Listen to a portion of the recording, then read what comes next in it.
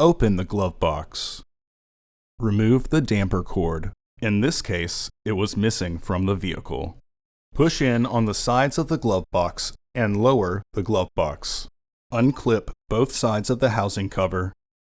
Remove the old filter from the housing and clean out any debris inside.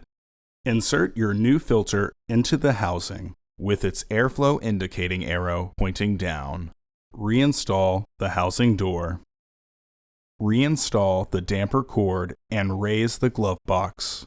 In this case, it was missing from the vehicle. Close the glove box. Order your parts today at filterheads.com. Also, please like our video and subscribe to our channel so you won't miss any new content.